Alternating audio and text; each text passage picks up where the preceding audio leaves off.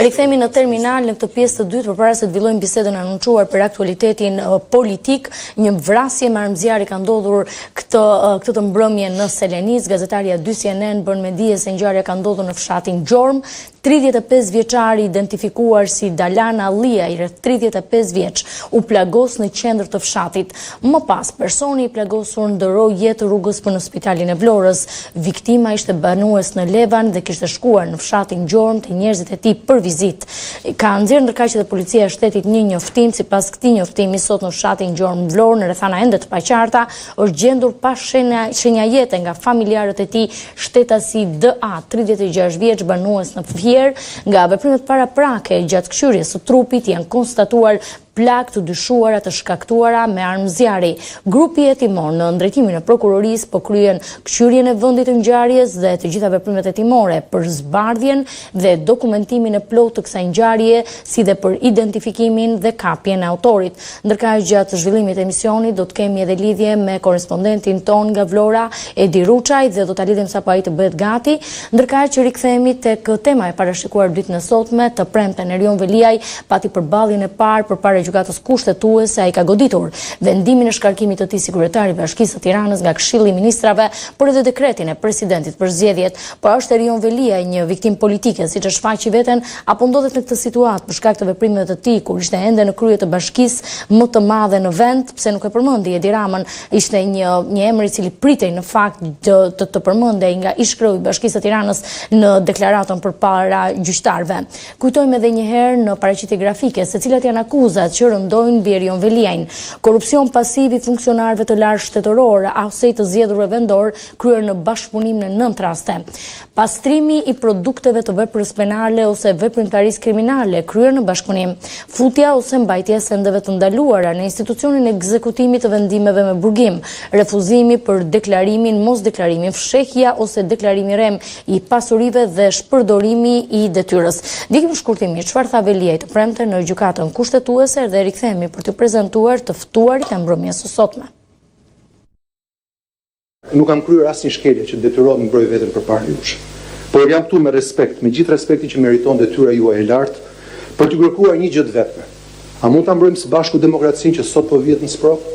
Unë pyes sot, cilën shkelje të rënd kushtetutës apo të ligjit kam kryer unë në ushtrimin e mandatit kushtetues të kryetarit të Bashkisë së Tiranës? Kur beson që i ka dhënë gjithçka për këtë mandat të qytetarëve, vjen arsye për cilën të largojnë nga detyra. Dhe citoj: mos prezenca në detyrë për më shumë se 3 muaj. Nuk isha se si të më fynin më rënd se kaq. Po kjo është fyerja më e rëndë sepse erdhi nga bashkëpunëtorët e mi, nga njerëz që më njohin më mirë se kushdo tjetër, dhe që nuk denjuan as të më ftonin, as më njoftonin, as më dëgjonin. Zoti i falt. Mos prezenca ime nuk ka qenë zgjedhje. Pra unë nuk zgjodha që të vetë rëmbehem, të vetë izolohem dhe të vetë internohem në qytetin e Durrësit, në një burg në Kënet, por pasojë një izolimi të imponuar nga shteti. Kryetari i Bashkisë së Tropojës ka qenë 11 muaj në arrest shtëpie, pra në një mas të përkohshme, që nuk është bashkia, nuk ka qenë arrest bashkie, nuk ka qenë në zyrë, ka qenë në shpinë e vet. Dhe tani lind pyetja, janë të gjithë qytetarët e barabartë? Pse është ndryshe një qytetar i Tiranës me një qytetar të Tropojës? Dhe pse toleranca në Tropojë është 11 muaj, kurse në Tiranë është respektivisht 2 javë, 3 muaj dhe 7 muaj. Pra, këtu kemi një disbalancë total. Ajo që ti t'ju them është që sa herë që më shkërkuar kam qenë prezent, por insistoj në argumente që dhash gjatë fjalës time. 2 gabime nuk prodhojnë më shumë drejtësi. Dhe për të gjithë ata që kanë argumentin po për qytetarët, patjetër. Po s'pari kam unë një betim dhe një kontratë lidhur me qytetarët që duhet ta mbroj. Së dyti edhe për ata që po kandidojnë, po sikur nesër t'ia bëjnë Ogertës, Florit, Arlindit. Një masë sigurie, pra kaosi që mendojmë që kemi tani nuk është gjë hiç me kaosin nëse kjo do kthehet në një standard në të gjithë Shqipërinë, me kryetarët e bashkive. Kështu që kjo është një betejë që po bëj edhe për ata që do të vinë pas meje, kurdo qoftë ajo. Faleminderit. Për diskutuar këtë ngjarje, kam kënaqësinë të kem në panel Edlira Çepani, mirë se erdhe Edlira, Alban Duraj, mirë se erdhe Alban, Endri Tafani, mirë se erdhe Zoj Tafani, dhe Rezar Taçausha, mirë se erdhët. Mirë se. Edlira, cilat ishin mesazhet kryesore, si lexove dhe kujt i drejtoheshin? Mua më duk personalisht një mesazh i përgjithshëm, drejtuar të gjithë drejtuar realisht asaj që në fakt ka në dorë të krijojë një precedent shumë të rëndësishëm për sa i përket çështjeve si kjo, që është gjykata kushtetuese. Shpeshherë neve diskutojmë shumë për institucionet politike, pra diskutojmë partitë politike, qeveria, parlamentet etj., po ajo që harrojmë të diskutojmë shpesh është se sa të rëndësishme janë këto institucione për të ndarë, le të themi, dhe për të balancuar pushtetin politik. Kështu që gjykata kushtetuese në këtë rast ka një rol, le të themi, edhe në krijimin e precedentit, po edhe një rol historik në pjesën e vendimarrjes së saj në lidhje me çështjen Velieje.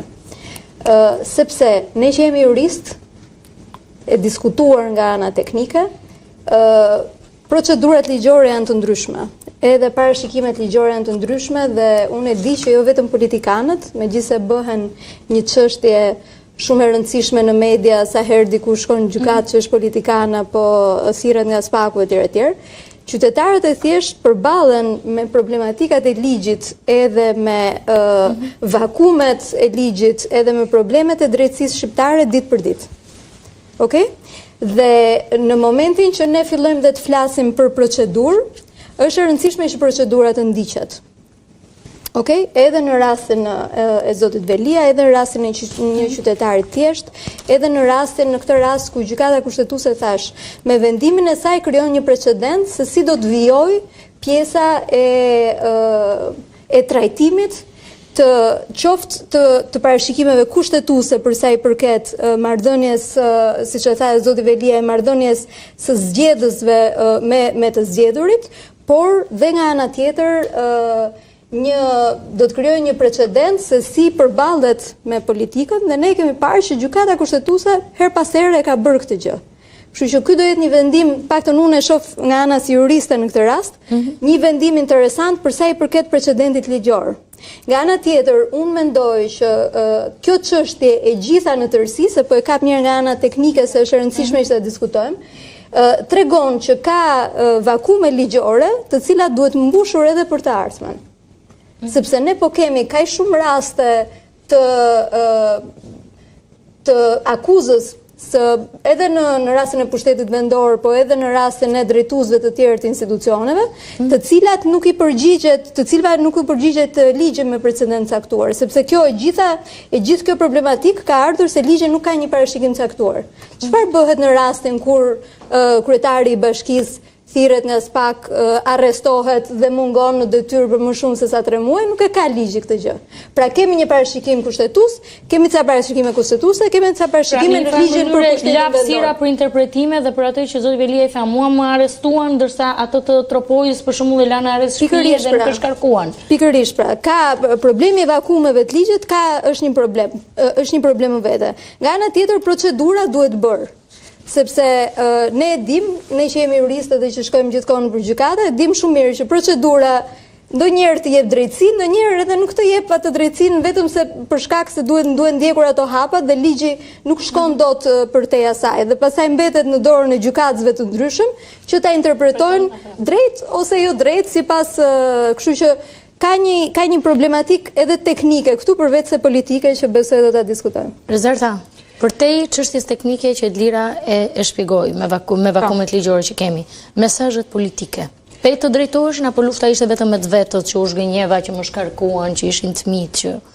Mendoj që akoma ka kohë për të parë, në qoftë se mesazhi i Velia ishte kundër partisë, sigurisht që në duke e dëgjuar mendon se është një sfidë që i bën partisë vet, apo është një, le të themi që një lojë që bëhet që Partia Socialiste të vazhdojë dhe ta mbështesë në mënyra të tjera Veliajn, dhe kjo është një nga mënyrat e Veliajt, por t'i thënë që nuk do ju dal, nuk do ju shes, për të vënë pak shkopin në rrota në planet që ndoshta ai e di që ka partia e vet. Po përtej kësaj ne jemi në ato situatat paradoksale që janë bërtzakonshme në vendin tonë. Më konkretisht, standardi politik kërkon që zoti Velia në momentin që ishte në akuzë të jep të dorëheqjen vet. Ky është standardi. Ndërkohë kemi një politikan që është në burg Ka 9 akuza, njëra për cilave është komprometimi, jo, vetëm po e mbaroj. Jo, kam fjalën në qoftë se kemi të bëjmë me një akmarrje politike, çfarë do të ndodhte? Sepse qëllimi i kushtetutës, pra edhe në debatin kushtetutës është zhvilluar lidhur kemi një paradoks, sepse nga njëra anë është ky standardi, nga ana tjetër na duhet pranojmë që Velia po bën një farë shërbimi publik sepse po na ndihmon të sqarojmë këtë vakum ligjor që ekzistonte, që do jetë i dobishëm për të ardhmen realisht. Ndërsa për sa i përket thjesht mesazhet e thash është për të parën e të ardhmen, sepse unë nuk mendoj që Velia ka shpresë që të vazhdojë të jetë kryebashkiake ende, por ndoshta ka shpresë që të vazhdojë partia vet ta mbështesë nga mbrapa. Të mos rrezikojë në akuzë. Sepse sigurisht që qeveria ka ende një farë, nuk e dim deri në çfarë pike, po ka ndikim mbi gjyqësori dhe ndoshta Velia pretendon që ta ose ndoshta nuk është i kënaqur me mbështetjen që i ka dhënë deri tani partia dhe kjo është një mënyrë që ta marr pak me zor të mbështetjen. Tani lidhur me garancitë që jep kushtetuta për rastin konkret, pra konkretisht për nenin 115 të kushtetutës, që mënyrën se si zhvillohej shkarkimi, pezullimi i shkarkimit deri në momentin sa shqyrtoi çështja në themelën e gjykatën kushtetuese, është një garanci që jepet të zgjedhurit vendor dhe po t'i rikthehemi debatit kushtetues kur është ndërtuar kushtetuta në vitin 98, diskutimet kanë qenë që çfarë do të ndodhte nëse mazhoranca apo ekzekutivi do të ishte i ndryshëm nga drejtuesi i pushtetit lokal, i cili mund të ishte i krahut tjetër. Pra, në mënyrë që të kishim një garanci lidhur me akmarrjet politike, që shpeshherë shkarkimet e mëparshme nuk kanë qenë të rastit pra të zotit Veliaj që nuk ka shkuar në punë për 3 muaj, por kemi pasur raste të tjera. Mos gaboj kanë qenë 7 ose 8 raste, duke filluar nga viti 2000 dhe deri në vitin mos gaboj 2012 i fundit, kanë qenë për arsye të ndryshme, të cilat në thelb nuk është se kanë qëndruar. Pra gjykata kushtetuese i ka rrëzuar, por një akmarrje politike që rasti Veliaj, për ta bërë konkret. Tani rastin Veliaj nuk e di sepse e analizoj nga ana ligjore. Si avokat, si një fryma e ligjit apo e kushtetues ka qenë për këtë arsye, në mënyrë që të kemi një garanci në ushtrimin e detyrës. Dhe ndaj ka qenë dhe kjo mbrojtje e veçantë, pra ndryshe nga rastet e tjera, që në momentin që shkon një ankim në kushtetuese, ndryshe nga shfuqizimet apo ankimet e tjera që ne jemi mësuar që duhet kërkojmë edhe pezullimin, siç është rasti i dekretit të presidentit që kërkoi pezullimin zoti Veliaj, pasaj shfuqizimin e dekretit. Ky është një rast i veçantë që nuk e kemi, domethënë është rasti vetëm. Distancimi i Partisë Socialiste nga Veliaj, besoj se ka që dhe mund të jemi edhe në një konflikt që po ta shikojmë edhe debatin që ka zhvilluar zoti Rama pas në momentin që ka ndodhur mos ka bëj tërmeti, ka qenë një diskutim publik që kemi parë gjithë, që i tha mirë fshesën edhe fshi shkallët dhe lyej, dhe pasaj rasti kumblave që do varesh në pema në diçka e tillë. Ne nuk e dim se çfarë marrëdhëniesh kanë pasur ata me njëri tjetrin, apo grupimet e ndryshme që mund të jenë në Partinë Socialiste. Të paktën me ai sa kam parë unë, mund të jetë edhe një akmarrje. Edhe gjithë komunikimi i zotit Rama, pra mblodhi, ajo është një shkelje totale e pavarësisë që ka pushteti apo autonomisë së pushtetit vendor, që shkon edhe mbledh antarët e Këshillit Bashkiak kryeministri, është një rast i paprecedent që nuk ka ndodhur në asnjë. Se bëri vetëm me Tiranën, e bëri edhe me Vlorën. Me Vlorën, pra një rast periodik, kjo cënon drejt për drejt ushtrimin e detyrës së drejtuesit të pushtetit lokal, dhe kjo ne na bën. Po mblodhi drejtorët në Vlorë. Dhe kjo qytetarët, domethënë i frikson, sepse ne kur shkojmë që zgjedhim kryetarin e bashkisë, ne zgjedhim zotin Veliaj, bie fjala, apo kryetarin e bashkisë Vlorës. Sa ja diskutim Alban, se nuk është se jemi kaq le të themi ne dim që kur votojmë. Jo, kur voton kandidatin, ne votojmë kryetarin, pra edhe pse mund të kemi bindje ndryshme politike, pra mua më ka ndodhur shpeshherë që nuk kam pasur në ato momente bindje lidhur me formacionin që propozon kandidati, po kam zgjedhur kandidatin. Personalisht, ndoshta është totalisht personale kjo. Nuk zgjedhim zotin Rama. Ne nuk do të jepnim zgjedhjeve vendore një rëndësi kaq të madhe politike dhe nuk do kishte një angazhim kaq të madh të politikës. Angazhimi në nivel qendror për zgjedhjet vendore në rast se do votoj vetëm për kandidatin dhe për menaxherin e qytetit. Po ndoshta është qasja ime personale kjo. Jo, kjo është një lloj simbioze e detyrueshme, sepse nëse merret pushteti lokal, natyrisht që ndikon në zgjedhjet në parim patjetër, në praktikë pastaj është ndryshe. Këtë po them unë. Zoti Tafani, hakmarrje politike ndaj Ramës, është ai një viktim, le të themi, e situatës politike e pushtetit apo po e shfaq veten si viktim?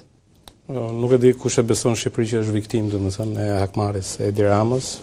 Paktën ata që janë në Tiranë, që kur e shikon që ti bllokohesh 10 orë në trafik edhe kuptohet se çfarë është bërë me letë ndërtimit, që aty e kupton që nuk ja blen që të futemi këtë diskutimi fare.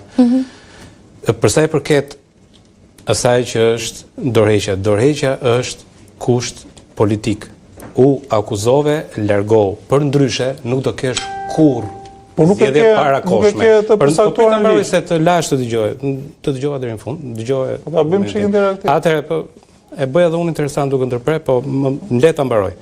Në qoftë se ne nuk e kërkojmë dorëheqjen dikujt në raste të tilla, pra nuk do ketë kurrë zgjedhje të parakoshme.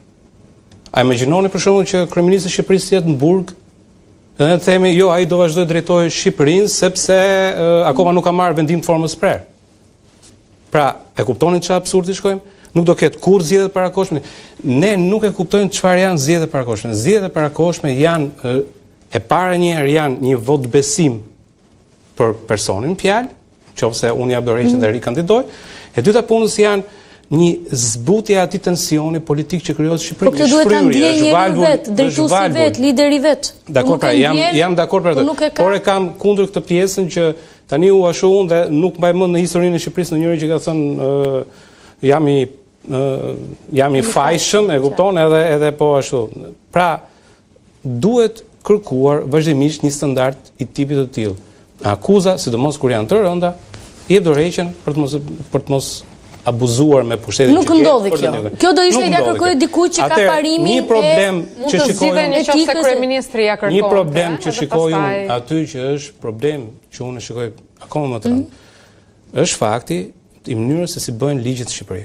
Kur është bërë kushtetuta, është gjetur neni i cili kishte një organ kushtetues si puna e kryetarit të bashkisë dhe një organ kushtetues si puna e kryeministrit. Dhe ky e shkarkonte këtë për shkelje të rënda. Dhe kjo ishte përcaktuar në kushtetutë, ishin dy po themi institucione kushtetuese dhe tregonte raportin që kishte midis tyre. Tani ti bën një ligj dhe ti e shkarkon me një ligj. Kjo nuk bën sens. Ai ligji që është aty për të shkarkuar, ligji që për qeverisjen vendore ka kaluar me shumicë thjesht. Si mund të jetë ai të prishi këtë raport? Pra, ty nuk të shkarkon më kryeministri, po të shkarkon Këshilli Bashkiak. E ka prishur ai ligji 2015-s. Nuk e raport Këshilli Bashkiak, e propozon për shkarkim. Po pra, po, ai e shkarkoi se në kuptimin e konstatoi, pastaj e çoi letrën. U traftua për te. Sepse fatikisht është ligji, është 62-shi. Është një 62. Pra, dhe kur është 60, po, edhe ai tha 62-shi tha dhe gjithë aty po thonë. Për të mos ta bëj shumë teknike, ideja është tani nga kaloi, se do futesh aty. Dikur ti kishe këtë raport midis kryebashkiakut dhe kryeministrit dhe tani s'ke më këtë raport. Ke një raport tjetër në të cilin Këshilli Bashkiak shkarkon. Tani Këshilli Bashkiak vetëm për ca arsye që janë listuar. Dhe tani ai ata e shkarkuan për mos prezencë. Tani kthehemi, nuk e shkarkuan për ato 9 akuzat, e shkarkuan për e kam fjalën te raporti që kanë institucionet kushtetuese me njëri tjetrin. Është prishur ai raport. Me ligjin e 2015-s është prishur raporti. Ti praktikisht ke ndërhyrë në raportet kushtetuese. Ke ndërhyrë në raportet kushtetuese dhe ke ndërhyrë me një ligj me shumicë të thjeshtë. Tani që është absurde. Qartë, kthehemi. Dhe jo vetëm kaq. Ti ke edhe absurdin tjetër. Pastaj për sa i përket aplikimit të standardit, ti ke rastin Berisha. deri më shumë se 6 muaj. Arrest shtëpie. Po. Me 6 muaj do të kishte ikur mandati. Tani u mblodhen aty dhe interpretimi u bë jo, po kur është po themi kur është i arrestuar ose me mas ndalime siç ishte, nuk quhet mungesë pa arsye. Okej, atëherë nëse është problemi tek mungesa, pse nuk u tha edhe te ligji 2015-s mungesë pa arsye 3 muaj? Pra, është e qëllimshme mënyra se si ne e interpretojmë. Jo, është e qëllimshme mënyra se si dergadal është shkatruar kushtetuta, duke i dhënë mundësi që të lozësh me ligjin sipas sjellit. Ai ka krijuar si ato gozhët e Nastradinit. Ngul një gozhë, keni parasysh konceptin e gozhës. E ka në çdo ligj ka futur një gjë të tillë, duke prishur gjithë raportet kushtetuese që janë në Shqipëri. Dhe rasti konkret, domethënë i Veliet është më se evident. Kushtetuta e ka përcaktuar shumë qartë. Më fal, them diçka. Kushtetuta thotë shkeljet e rënda ligjit. Kush janë shkeljet e rënda ligjit? Domethënë akoma dhe sot e kësaj dite ne nuk e dimë kush është shkelja e rëndë. Dhe sepse edhe në kodin penal, nuk ka këto veprat, pra nuk e një interpretim, një doktrinë juridike për të thënë shkelja e rëndë. Kush është shkelja e rëndë? Pra imagjinoni këtu është bërë diçka në 98 dhe në 98 secili pastaj ka munduar që të kapi sa më shumë pushtet, fut një gozhë këtu, fut një gozhë atje dhe kur i vjen situata për të përdorur si doj. Tani ne duhet marrim se etalon apo bazë është edhe në respekt edhe në endin 17 të kushtetutës, hierarkia e normave ligjore në Republikën e Shqipërisë. Duke filluar nga kushtetuta, konventat, të cilat ne kemi ratifikuar dhe që janë detyruese janë mbi normat tona dhe pastaj vijnë ligjet dhe aktet në ligjore.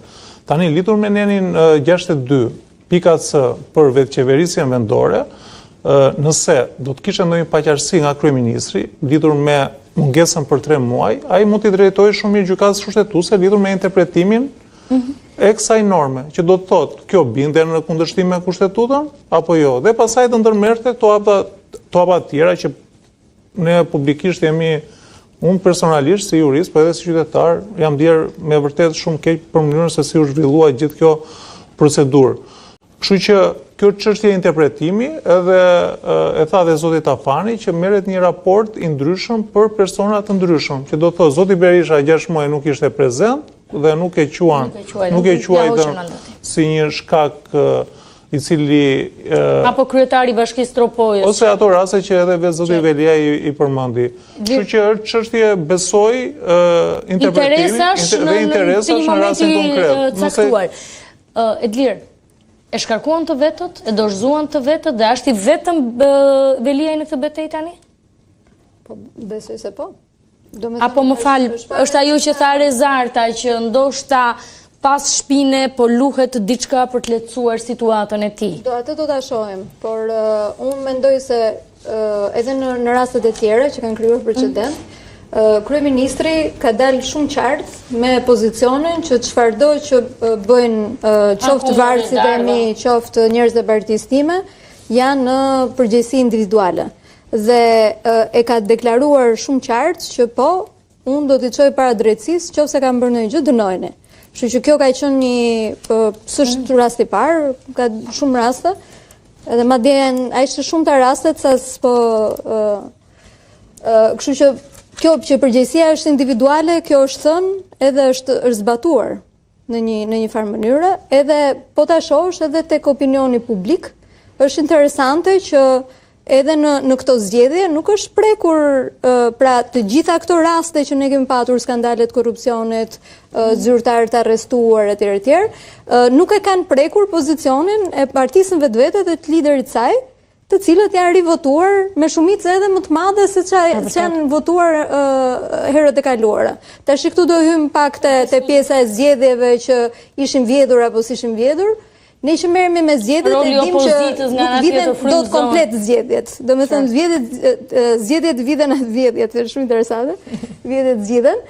Viden aty ku ka një disbalans relativisht të vogël, pra nuk viden në shumë të mëdha. Kjo paktën është nga perceptimi im, pastaj ekspertët mund ta vjedhje quhet, por nuk ndryshon raportet, po. Sipas ligjit nuk ndryshon dot raporte gjigande. Pra nuk paktën me aq eksperiencë që kemi ne. Nuk cënon integritetin e zgjedhjeve. Eksperiencë mjaftueshme ose ta themi gjuhë popullore, viden 2 mandate, po jo 85 mandate. Kupton se nuk është kaq e thjeshtë. Shpresojmë mos jetë kaq e thjeshtë, se po të jetë pastaj i bie që votojmë kote dhe që shlasim kote dhe bëjmë reforma zgjedhore më kot. Kemi parasysh që Edi Rama e shkarkoi në mënyrë të përshpejtuar Veliajn, sepse nuk dëshiron që në zgjedhjet e ardhshme lokale të shkojë me një kryebashkiak që është në burg ose është në proces gjyqësor. Pra ka nevojë që ka një kosto për partinë. Ndoshta ai mund të prisë 2027-ën. Pra kur janë zgjedhjet? Ajo 2027-ën. Jo, patjetër nga pikpamja juridike, nga pikpamja politike, jo, nuk dëshiron që të shkojë. Nuk besoj se ka ndonjë kryeministër që dëshirojnë të shkojë në zgjedhje lokale, të kandidojë dikë për bashkinë, ndërkohë që i kandiduar i tim pashëm është në burg për abuzime. Pra nuk shkon dot në fushat në ato lloj mënyre. Sado që ti mund ta quash edhe fasad këtë zgjedhje, por pikërisht për hir të asaj fasade. Unë do të kaloj në publicitet, po. Mos e nënbesor Ramën se mbasi ka qejf të Lora, për shembull, këtë që është kandidate tani edhe ajo është për SPAK, mund të shkojë edhe ajo në burg para zgjedhjeve, kështu që kënaqësia e tij për bërë Lora të tilla është e njohur, kështu që një hapësirë është kur publicitare të dashurisë rikthehen sërish terminal me aktualitetin politik por dhe me ngjarjen nga Vlora. E kanë arrestuar.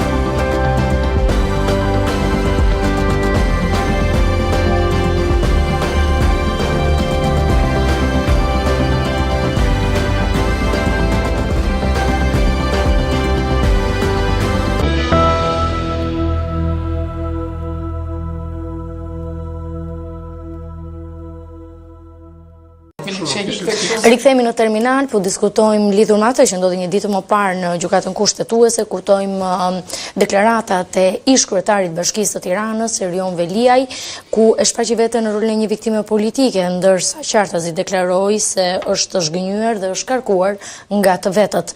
Por nuk përmendi emrin e kryeministrit Edi Rama, le të themi ishte emri i cili pritej nga të gjithë që të kishte një qasje të Erion Veliaj përpara gjyqtarëve, gjë që nuk ndodhi. Zoti Tafani, prisje ishte përmendte Edi Ramën apo ishte utopi të përmendte? Ja. Me thënë ti si kishe pritshmëritë tua?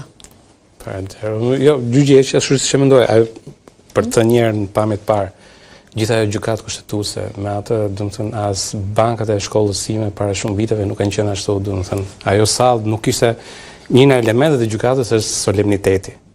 Pra që ja kanë thënë dhe avokatëve shkoni me atë togën. Po ti shkon me togën dhe shikon ato sigurisht në ul aty në klasë të para ku dëgjon. Ja si puna jonë ishin ulur dhe. Edhe kjo tregon se sa e rëndësishme është në sytë e qeverisjes, e gjithëve që kanë qenë tani, domethënë kujdesi për drejtësinë. Pra ti mund të dalin fonde që të bësh një pyll orbital mbrapa kryeministrisë, por nuk rregullon dot një sallë për gjykatën kushtetuese që të jetë një sallë solemne. Domethënë ishte e turpshme. Dhe kur e shifja aty ti nuk e ndjeje rëndësinë. Pra, për ata të cilët kanë parë në Bosë se janë gjykatat kushtetuese, ajo sallë ishte jashtëzakonisht e turpshme dhe nuk i jepte edhe rëndësinë e duhur gjyqit, i cili pavarësisht se ne qëndrim që mund të kesh për Erion Velin, do i japi në një farë mënyre një interpretim atyre rolit dhe mënyrës se si funksionojnë raportet. Në këtë moment ai vendim është shumë i rëndësishëm sepse o e kthen Erion Veliaj në punë prapë dhe bën nul atë që ka nisur tashmë si fushat, ose në të kundërt pastaj vazhdon në fatin e vet individual, jo politik Erion Veliaj. Erion Veliaj u mundua të mbante një fjalim ala Martin Luther King, kuptohet nuk e ka atë nivel. E keqja është që ne që e njohim Tiranën, ose ata që jetojnë Tiranë dhe e din fare mirë, domethënë gjithë ajo duhet dukesh një maskarad, edhe një përpjekje për mendimin tim qesharake, për mënyrën se si ju drejtua për sakrificat që kishte bërë, etj. Pa e prekur atë që ishte thelbi i problemit. Pra, do kishte qenë më mirë që të kishte qëndruar në pjesën teknike për sa i përket atyre raporteve që përmenda unë që parë, për sa i përket raporteve që duhet të kenë pushtet njëri tjetrin. Pajtë më tepër foli, unë kam bërë këtë, u habita që nuk përmendi edhe rastin që kishte mbjellë 1 milion pemë, domethënë do kishte qenë perfekte për atë gjykatë. Kështu që e gjitha kjo shkon në nuk pritet të ndryshojë gjë tek vendimi i gjykatës. Çfarëdoj që të thot Erion Veliaj, kam përshtypjen që ata që janë në gjykatën kushtetuese në kokë kanë pak a shumë se ç'kan ndërmend të vendosin. Thjesht ato pyetje që ju bën të dyja palëve, edhe qeverisë, edhe presidentit i cili ishte mos flasim për presidentin, po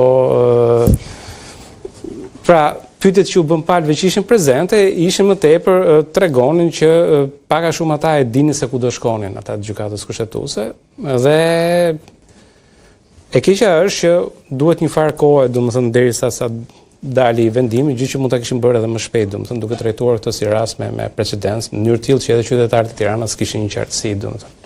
Ndryshon gjë pas deklaratave të Veliajt në gjykatë kushtetuese? Nuk, ideja është që e drejta për të marrë pjesë në proces gjyqësor apo qoftë proces administrativ të palës i cili procedohet qoftë administrativisht por edhe gjyqësisht është një e drejtë kushtetuese, është një e drejtë që sanksionohet dhe nga neni 6 e Konventës Evropiane për drejtave të njeriut, një e drejtë që është mohuar zoti Veliaj në Këshillin Bashkiak. Kur kërkoi.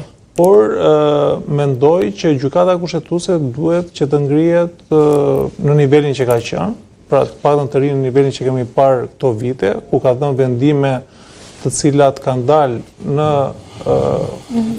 në kundërshtim me shkarkimet e Këshillit të Ministrave, apo edhe në raste të specifike të rëndësishme për vendin siç ka qenë pakti ligji për detin, mos gaboj në vitin 2011 apo 2012, dhe në shumë vendimarrje të tjera ku i ka dalë kundër Këshillit Ministrave apo mazhorancës. Por ajo që mua më bëri përshtypje, përveç sallës, sepse sallat kanë qenë të njëjta, pash antar gjykatës kushtetuese të cilët ishin të friksuar. Pra ajo mua më bëri shumë përshtypje, kishim pothuajse të gjithë antarët rinin të strukur dhe mënyra se si flisnin tregonin që kam marrë pjesë, kam pas fatin që të jem pjesëmarrës në seancat cilat janë zhvilluar në 2010, 2011 dhe 2012 mos gaboj, në këto 3 vite dhe gjyqtarët atëre patjetër ashtu si shta zoti Tafani, si gjyqtarët cilët ne i shikojmë nëpër filma. Pra me atë pompozitet, të cilin e meritojnë sepse është gjykata e cila është më e madhja në vend. Dhe tani vetëm unë për këtë kam dyshim, nëse këta do jenë të friksuar për shkak të kryeministrit apo të Këshillit Ministrave, apo do të respektojnë kushtetutën. Pra, më lejo vetëm që do të thotë është ndryshe gjykimi moral, që mund t'i bëjmë ne si qytetarë që nuk mund ta lëmë Tiranën. Po jo ai penal dhe ligjor, se duhet kaloj. Ka dhënë në leje ndërtimi që mund të kemi rezervat tona për mënyrën se si ka drejtuar zoti Veliaj, por aty jemi për një shkak specifik, që do të thotë mundet të shkarkohet për të rast, apo jo. Dhe pyetja që ato pyetjet të cilat i bën antarët e gjykatës kushtetuese me shumë respekt edhe për ta përfunduar se po më pret kolegu për ngjarjen Selenisa. Po zot përfundoj. Atëherë pyetjet që bën edhe për pyetjen që bëri profesoresh Uabita, Mariana Seamini, që tha që po çfarë do të ndryshonte ty nëse ti do vije në Këshillin Bashkiak, që është një drejtë më elementare që ne kemi në kushtetutë, në kodin e procedurës administrative, e drejta nuk ishin dhe çfarë do të ndryshonte. Kjo është një drejtë që ne na jep ligji. Që na i mon, s'ka lidhje me ndryshimin. Edhe zoti Velia aty dha një përgjigje që nuk duhet ta kishte dhënë, sepse tha që unë mund të ndryshoja mendjen, do t'i shikoja në sy, por është një drejtë që e ka garantuar ligji dhe një drejtë që ju moha. Edi Ruçi, gazetarin tonë kemi nga Vlora lidhur me ngjarjen e rëndë në Selenic, ku një 36 vjeçar ka humbur jetën, është qelluar me plumba në fshatin Gjormë. Më shumë detaje. Edi, çfarë ka ndodhur?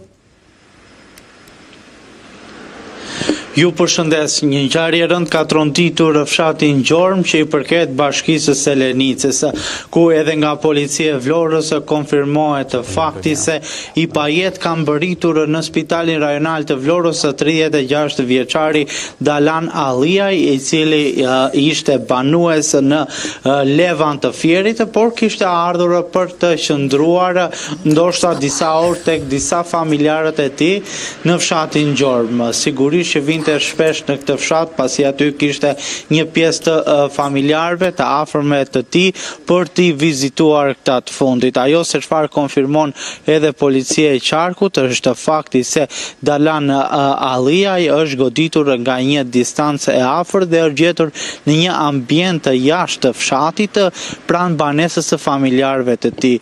Sipas edhe burimeve të konfirmuara këto nga brenda spitalit rajonal të Vlorës, raportohet që të jetë goditur në një distancë të afërt dhe të ketë të paktën nga konfirmimet rreth 6 plumba të cilët e kanë kapur në pjesën e trupit. Shumica e plumbave kanë qenë në pjesën e kraharorit, madje mendohet që 2 ose 3 plumba ta kanë kapur në zemër, çka kanë rezultuar edhe fatale për jetën. Është evidentuar jashtë ambienteve të banesës nga familjarët e tij, të cilët kanë lajmëruar policinë dhe ambulancën. Në sjell me shpejtësi, ka marrë ndihmë mjekësore edhe në brendësi të ambulancës, pasi momentet para ka pasur shenja jete, por nuk ka mundur që t'i mbijetoj plagëve të marra. Në spitalin e Vlorës ka mbritur i pa jetë dhe tashmë është transportuar edhe për ekspertizë mjekoligjore në morgun e qytetit të Vlorës. Deri më tani nuk kemi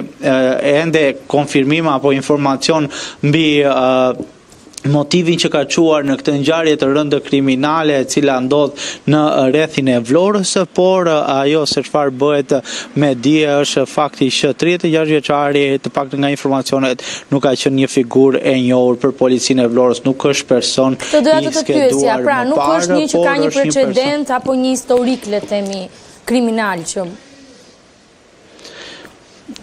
nuk është një figurë e njohur, paktën kështu konfirmohet në momentet e para për Blut e Vlorës, raportohet që tjetë pronari një biznesi kryesisht në zonën e Fierit, por jo një person i cili të ketë patur edhe probleme. Paktën në zonë nga raportimet, se kemi mundur të flasim edhe me persona që njohim në fshatin Gjormë, raportohet si një djalë jo problematik, i qetë, i cili vinte shpesh në fshat tek familjarët e tij. Është konfirmuar nga policia që është qelluar në një distancë të afërt, mendohet se është qelluar mbi 10 herë dhe 6 nga këto plumba mund ta kenë kapur edhe në pjesën e trupit, ku disa prej tyre edhe në zemër, çfarë kanë rezultuar fatale. Është parë në momentet e para pas ngjarjes nga familjarët, që ka bërë të mundur që ata ta dallojnë ende me shenja jete, kanë raportuar në polici, është transportuar drejt Vlorës, por nuk ka mundur që ti mbijetoj plagëve pavarësisht edhe ndihmës së mjekësore të dhënë në kohë. Pritet informacione të mëtejshme, policia ndërkohë ka ngritur postë blok policor në disa pika, kryesisht në hyrje dhe ndalje të qytetit apo edhe lidhjen me qytetet e tjera për bërë të mundur identifikimin e autorit apo autorëve të kësaj ngjarje. Autori apo autorët dyshohet se janë larguar me automjet, sigurisht nga fshati Gjormë, është një fshat i cili gjendet të buz rrugës që lidhe Imarën, Selenicën dhe Vlorën, që njihet si rruga e lumit të Vlorës. Kemi të bëjmë këtu me një zonë e cila pavarësisht se ka ndriçim dhe ngjarja të ke ndodhur afër qendrës së fshatit, nuk bëhet fjalë që të ketë kamera sigurie, çka e bën edhe më të vështirë evidentimin e autorëve të kësaj ngjarje. Policia ndërkohë po mundohet që të gjejë ndonjë kamerë sigurie në zonë ose ndoshta në segmentin që çon drejt Vlorës apo lidh fshatin Gjormë me Imarën dhe qytetin bregdetar të Vlorës apo Selenicës për të bërë të mundur edhe zbulimin e detajeve të mëtejshme. Edith, falenderoj për gjitha informacionet dhe në rast se do të kesh në vijim informacionet të tjera të dhëna tjera nga policia që siç e kanë ngritur tashmë edhe posto blloqet, të lutem kërko lidhjen për ndarë gjithçka me ne. Faleminderit Edi Ruçi. Për ta vazhduar Zarta diskutimin. Unë do prekja vetëm 2 elementë. Thash më përpara që kjo është një sfidë që ishte bërë nga Erion Velia Partisë Socialiste, sigurisht sfida drejtohet drejt Edi Ramës, por nuk është serioze pikërisht sepse ai nuk përmend Edi Ramën dhe këtu të bën të dyshosh që ka diçka që luhet mbas. Dhe e dyta është kjo, në të shkuarën Erion Velia nuk ka treguar vullnet për të zbatuar procedurat, përkundrazi ka treguar një besnikëri për t'ju bindur partisë për qenë po aq eficienca që ishin kolegët e vet që i përmendi që kanë kaluar 8 vendime për 8 orë, për teatrin janë kaluar 16 vendime me një eficiencë dyfish të jashtëzakonshme dhe për ne është pak mbyllet pak qarku me këtë deklaratë të zotit Velia.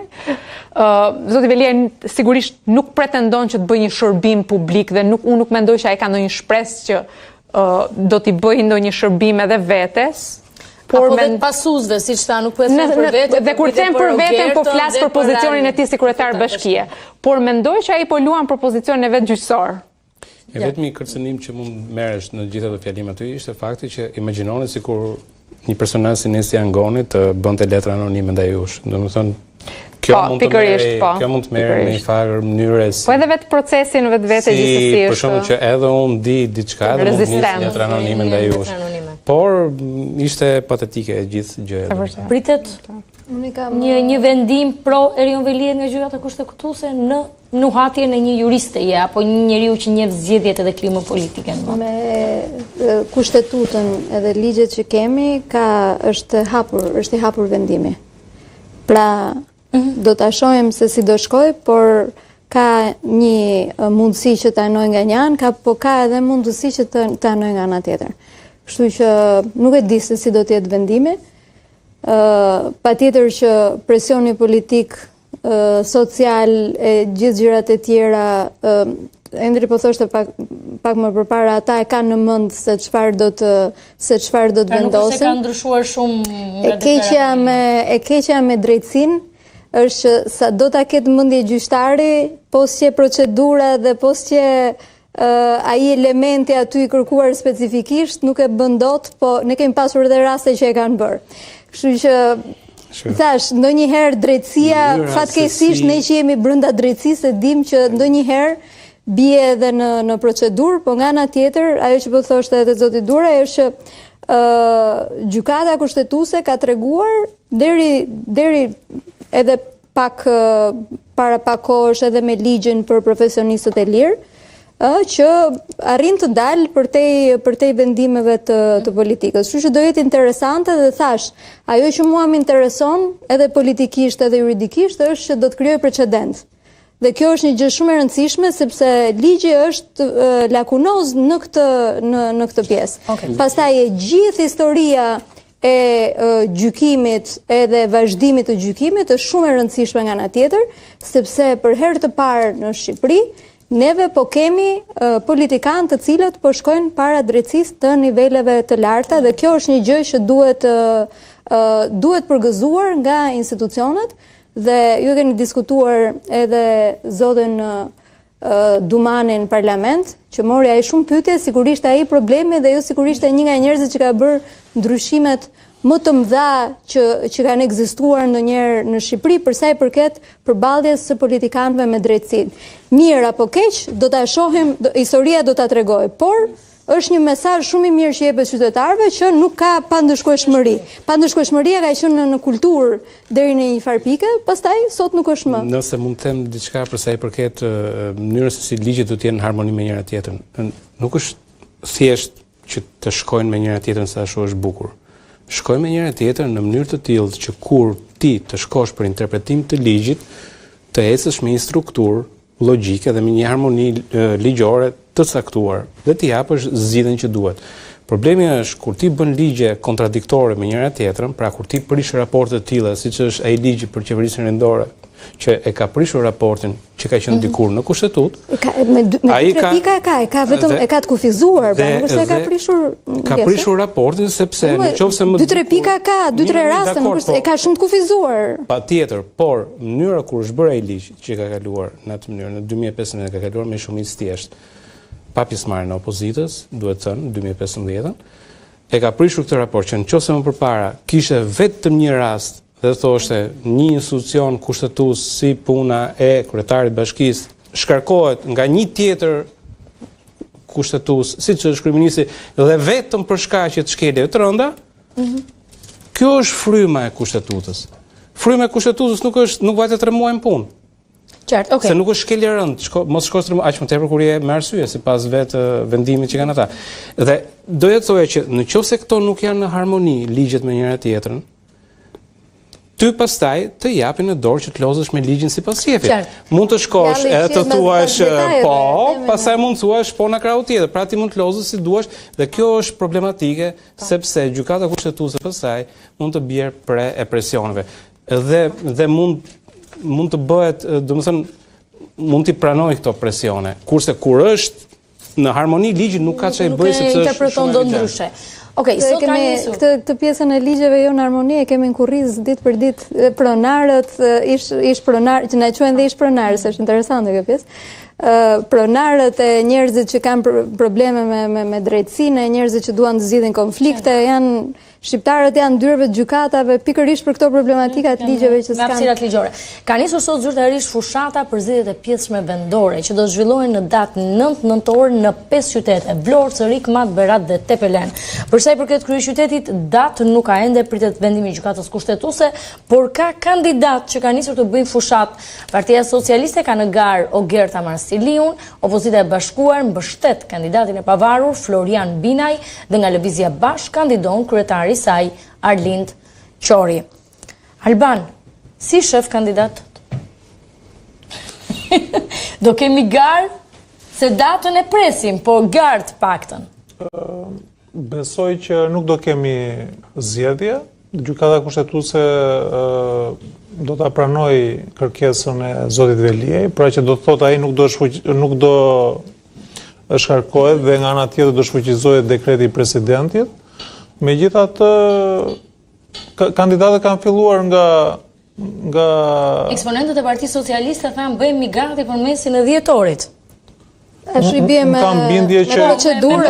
Unë kam bindje që gjykata kushtetuese ose do bëjë ndonjë kërkesë në Komisionin e Venecia, siç ka bërë me rastin e zotit Meta, që nuk ishte në gjendje që të dilte me një vendimarrje të vetëm apo bindjen e saj të brendshme, por shkoi atje që të kërkonte interpretim me disa kërkesa, kështu që edhe në këtë rast, nëse nuk do kenë guximin që me atë pamje që parë që të marrin atë bar, ata do t'i drejtohen, pra do ndjekin rastin që patën shqyrtim për zotin Meta. Do kemi zgjedhje rezervata, ta nisim që këtu pastaj te kandidatët, se të tre kandidatët po bëjnë fushat. Mendoj se po, ka një farë precedent gjykata kushtetuese që tenton të jap vendime që i kënaqin më shumë se një palë edhe bie, siç e përmendi edhe Andri, bie pak presioneve. Kështu që edhe unë mendoj që do ketë zgjedhje, ose kjo opsioni i gjykatës Venecias, pastaj sepse nuk mendoj që thjesht do japin direkt vendim që Erion Veliaj i fiton të dyja ato. Si ke parë kandidatët? Nuk e kam ndjerë fare, të them drejtën, shumë pak. Është ndjerë, ndoshta sepse kemi patur edhe shumë zhvillime, kemi zëvendës kryeministren e cila është nën akuzë. Duhet edhe ajo tjetë të doreshën. Fushata ka nisur shumë më parë. Po si kandidat e ndjek, por nuk ndjet impakti, mendoj se nuk ndjet impakti te qytetarët. Zgjedhje pjesme janë. Nuk është se ka pritshmë, nuk shoh pritshmëritë e njerëzit, të them të drejtën. Ka kandidatë, ka një farë interesi, kupton? Çfarë zgjidhje kanë, çfarë zgjidhje do japin? Po nuk ka dhe kohë fizike, apo jo? Nuk ka kohë që ti të bësh fushat, janë zgjidhje të pjesshme, një muaj në rastin më të mirë, as le të themi platformat nuk i kanë bërë gati. Koha e shkurtër, zhvillimet, që gjitha, me shta të pak bakët. Votojnë për partinë, për logo. Ata i kanë pasur se zoti për mënyrën se si është ndërtuar pushteti lokal, domethënë, nuk është sekretari i bashkisë, sidomos po pati Këshillin Bashkiak kundër, nuk është se ka ne, po themi, shumë të madhe. Pra, aq më tepër se koha është shumë e shkurtër, në 2027 ke zgjidhje prapë. Kështu që bëhen zgjedhjet, ja edhe sikur të bëhen në fund mes dhjetorit. Vetëm 2026 do jetë qeverisje e këtij kryebashkiaku, pastaj në 2027 je prapë në zgjidhje të tjera. Kështu që po do jetë një test për elektoratin, nëse do ndodh një rotacion, do thotë që në zgjedhjet e ardhshme që do jenë të plota të vendore, ti sërish mund të rrezikosh. Jo, ky do ishte test i mirë për opozitën që të Prandaj sa gjë se ndodh rotacion. Përsa për këtë opozitës do ishte test i mirë për të testuar strategjitë e veta, sepse vjen pas një disfate elektorale siç ishte ajo 11 majit, edhe normalisht duhet të ndryshonte diçka për të kuptuar se si do vazhdojmë tutje.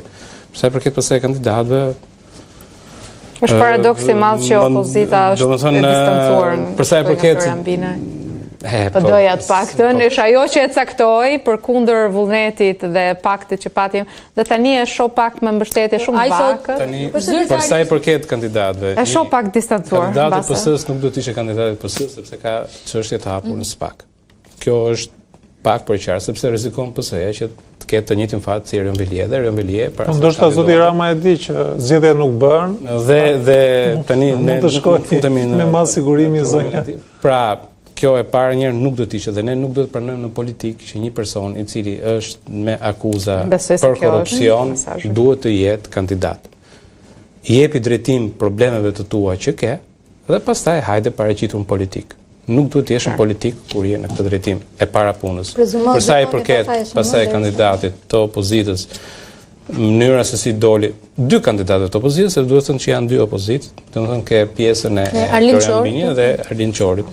Dhe ata më duket më serioze kandidatura e Qorit për mënyrën se si rodhi, pra ishte më natyrale, si një proces i asaj partije që ashtu mendoi. Ka kandidatuar dhe ka kandidatuar. Përsa i përket mënyrës se si u zgjodh kandidatura e Binajt, nuk u vetë shpall Binajt paktën formalisht, u vetë shpall dhe pastaj u mbështet. Ka qenë një periudhë me që kupton për Fatostana ka qenë një se ndjes pas, po ka qenë një periudhë që tallësh Filip Çakulli dhe thoshte kur kishte këtë krizën e kryeministrave edhe të ministrave PS-ja në fillim viteve 2000, thoshte kam frikë të kaloj në godina PS-s ku ka qenë tregu valutës se mos del na njëri thot hajde se do të bëjmë ministër.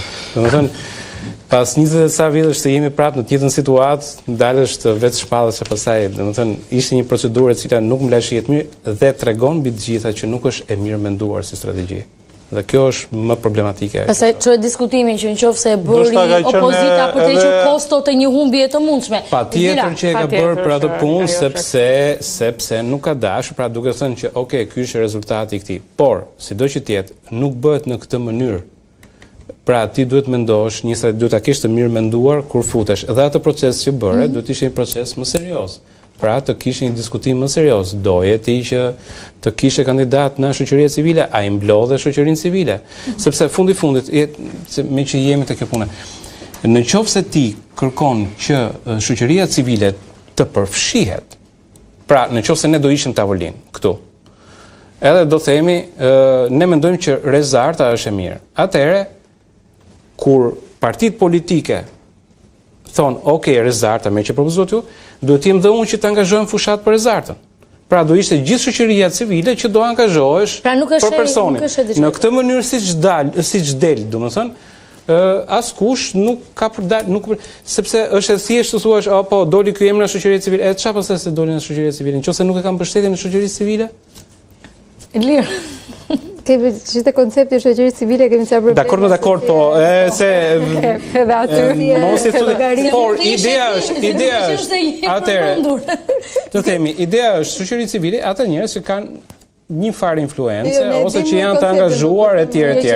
Tani, nëse këta njerëz nuk u mor fare mendimin tyre, fare, u bën partitë politike thanë kush do të propozojë emrin 1 2 3 dhe ne do zgjidhim nga këta 1 2 3. Po, nëse janë 100 veta në Tiranë si punë e tyre, të cilët mund të konsiderohen siç konsiderohet Hasimi e shoqërisë civile, siç konsiderohet Bina e shoqërisë civile. Elvira Çepani mund të jetë, po jo, s'kishte ndërmend. Nuk kishte ndërmend nuk i kishte seriozisht, po e pa që ishin shumë meshkuj dhe tha po futem dhe unë.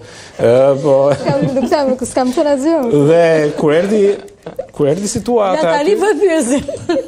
Kur erdhi situata, mënyra se si u përzgjodh, ishte e tipit të tillë që nuk do jetë produktive, sepse nuk do ketë njerëz që të angazhohen për ata, do ketë fundi do jetë prap stafi partive që do shkojnë në mbrapa, pavarësisht se ata thonë që edhe Bina vet ka thënë nuk e dua Berishën fushatën, do dal me Berishën. Po ka teorinë e Gulzim Bashës në 2011. Atëherë, Edlir, si ke parë si formulë, një kandidaturë vetë shpallur i pavarur dhe pastaj opozita e bashkuar që mbështet. Ka shanse? Në fillim do thuash konflikti i interesit. Tash konflikti i interesit. Jo, mua në fakt para se të ishte konflikti i interesit relativisht, më pëlqeu ideja e zotit Shehaj në mënyrën se si e llogariti politikisht, pra edhe matematikisht. Pra llogariti që është dikush nga jashtë që mund t'i bashkojë të gjithë, matematikisht nëse bashkohemi të gjithë, kemi mundësi më shumë se sa po të jemi të ndarë, dhe kjo është e qartë. Nuk ka rrjedhje votash. Në rasti e Linçorit? Pra, ideja ishte shumë e mirë fillimisht. Patjetër që procedura, ashtu siç thotë zoti Tafani, mund të ishte shumë më e mirë.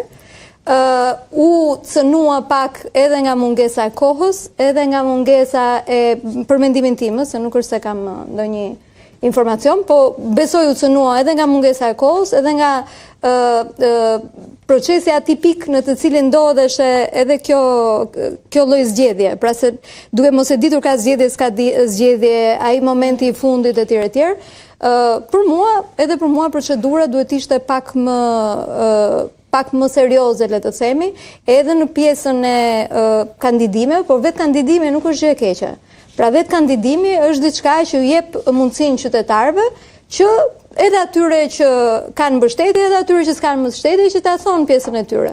Unë e parë si një mundësi që ju dha qytetarëve për herë të parë pas shumë kohësh, ju dha një mundësi dhe po ta shohësh të gjithë ata njerëz që dolën, pra qoftë emrat propozuar, po sidomos ata që u vetë kandiduan, ishin njerëz cilët morën përgjegjësi qytetare përballë një kërkese të caktuar, dhe kjo më çoi të kuptoj që arsyeja për të cilën antarë shoqërisë civile, profesionistë, qytetarë thjesht, nuk janë më pjesë aktive e politikës apo e partije politike, arsyeja për mendimin tim është se nuk i kanë thirrur. Sa i thirrën, u çuan disa njerëz dhe u vet ofruan. Si u votuan, nuk e thirrën. Si u votuan? Kjo është ajo që kjo është, prandaj po them procedura, po e them nga ana tjetër. Që u zgjodhen dhe deputetët me parimin e primareve dhe në fund fare opozita s'kishte deputetit saktë. Kjo pra është çështja, se po flasim që në fillim të emisionit, po flasim për procedurë. Do me thënë, ka ca njerëz që duan procedurën, edhe ne nuk funksionojmë dot pa procedurë, sidomos ne që e kemi edhe profil profesional. Ka ca njerëz tjerë që thonë, ok, hajde ta bëjmë këtë gjën etj etj. Si ide ishte e mirë. Procedura mund të ishte më e mirë edhe e bërë më mirë, po nga ana tjetër, ajo që unë them është që këto zgjedhje, sidomos këto zgjedhje, po edhe zgjedhjet e parakohshme në përgjithësi, janë zgjedhje të cilat janë, sidomos në vendet si Tirana, zgjedhje të cilat janë relativisht politike. Pra, është shumë e rëndësishme që njerëzit të kuptojnë që do t'japin një mesazh, do t'japin një mesazh politik. Pra duam të vazhdojmë kjo politikë që është, duam të ndryshojë, pra në këtë rast janë frym, por nga ana tjetër mendoj që është shumë e rëndësishme që ndonse këto zgjedhje janë politike, ndonse nuk ka kohë, edhe ndonse ka të gjitha këto specifikat që njëri është si propozuar për jo i mbështetur etj gjithë të tjerët, mendoj se gjithmonë për mua është shumë e rëndësishme që të dalin me një platformë. 10 ditë fushat, 10 ditë fushat. Duhet të dalin çfarë do bëj unë, një vit mandat. Çfarë do bëj unë në këtë vit mandat?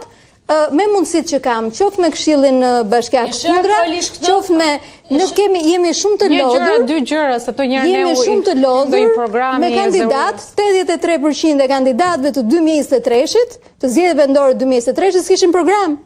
Për votoni se Ahmed Lira.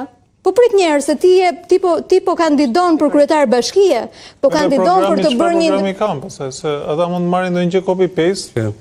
Po copy-paste, po ti ke mundësi që ta rregullosh, po të paktën ti kur shkon për zgjedhje vendore thua, unë do rregulloj kanalizimet, do rregulloj transportin publik, do bëj këtë gjën për gratë të cilat janë kryefamiljare, këto janë kompetencat e tua. Ti nuk mund dalësh aty dhe thuash, më votoni mua se jam burra apo gruaj mirë.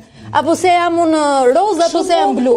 Janë zgjedhje vendore dhe duhet të jenë serioze platformat. Në Shqipëri, shumica e bashkive nuk janë suficiente, autosuficiente. Mbahen me legët e buxhetit qendror. Kjo pasazh është produkti i asaj reformës territoriale që e kemi diskutuar Nuk është thjesht vetëm reforma territoriale, por mënyrën se si është ngritur struktura ekonomike në Shqipëri, në të cilën ne jemi bazuar në mënyrë ekstreme të ndërtimit, sektori ndërtimit, i cili është ai që po sjell rritjen në GDP, pra mjafton të hedhësh një sy në Tiranë. Tirana janë miratuar në 139 gradë Celsius, domethënë, për të bërë. Dhe parat që po nivin në jashtë, në shumicën e tyre të pista, janë ato të cilët pastaj sjellin dhe uljen e monedhës, pra që ka rënë leku po vazhdon po bie akoma poshtë.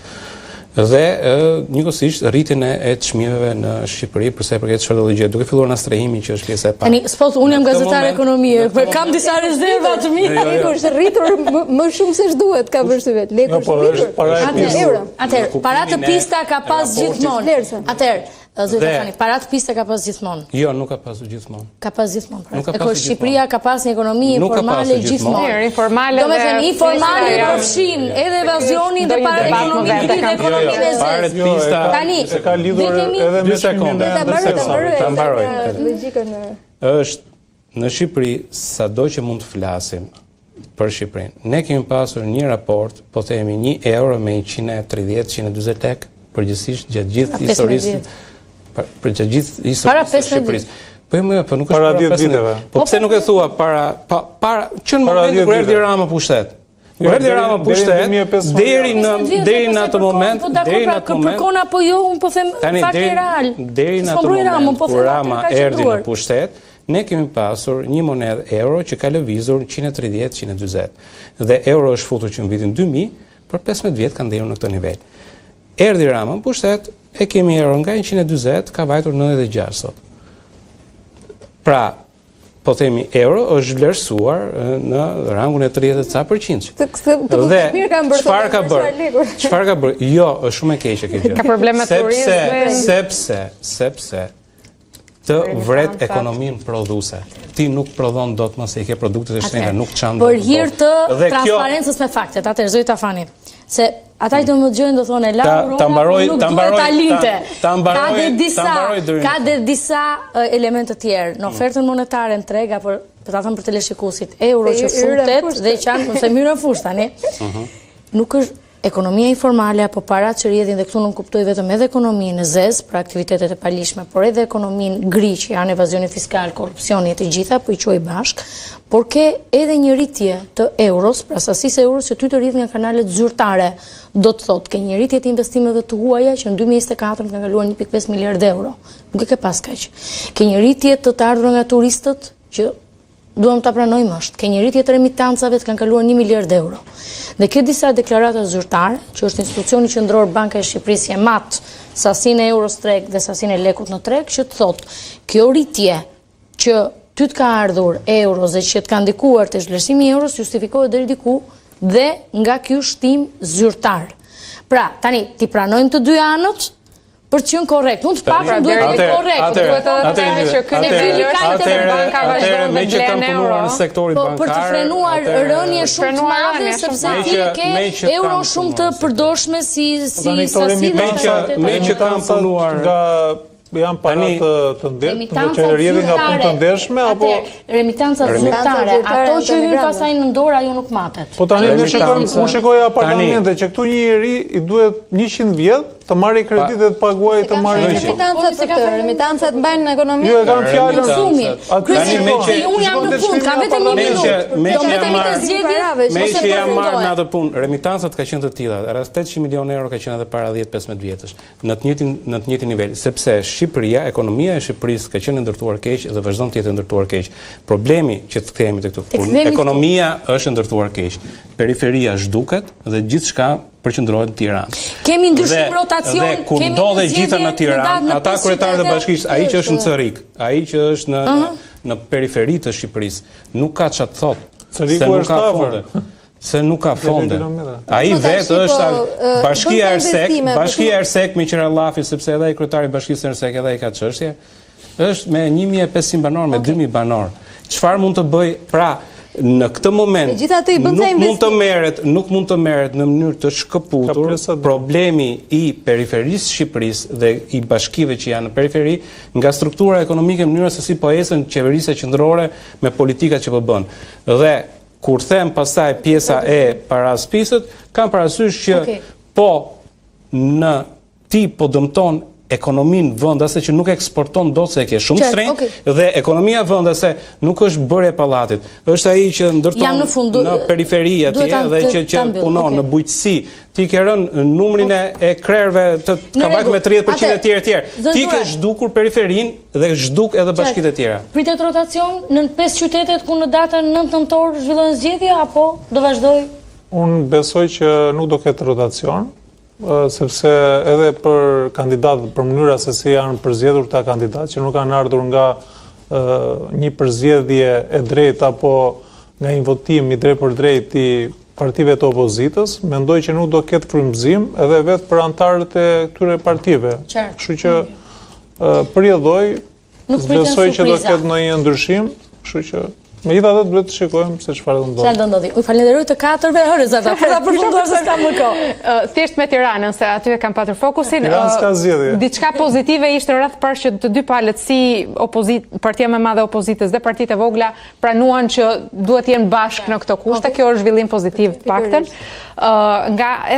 Edhe zhvillimi ishte shumë pozitiv që edhe partitë e vogla pavarësisht se si ishte procesi dhe që nuk ishte korrekt ndaj tyre, prapë e mbështetën në fund edhe një pjesë e kandidatëve, të paktën këto gjëra unë shikoj si një farë pjekurie politive, megjithëse duhet japim një mesazh që është një mesazh i mirë që dikush nga shoqëria civile po kandidon, ka marrë kurajon dhe po e plotëson. Nëse nuk fitojnë, të paktën ta testojmë këtë formulë. Këtë mundësi që pa. Faleminderit të katërve që ishit në terminal. Ndërkaq, përpara se ta mbyllim, është bërë mundur dhe identifikimi i autorit të dyshuar të ngjarjes, shtetasit Bertila Lia, i cili dyshohet se në fshatin Gjorm ka vrarë me armë zjarri kushuririn e tij shtetasin Dalan Alliaj.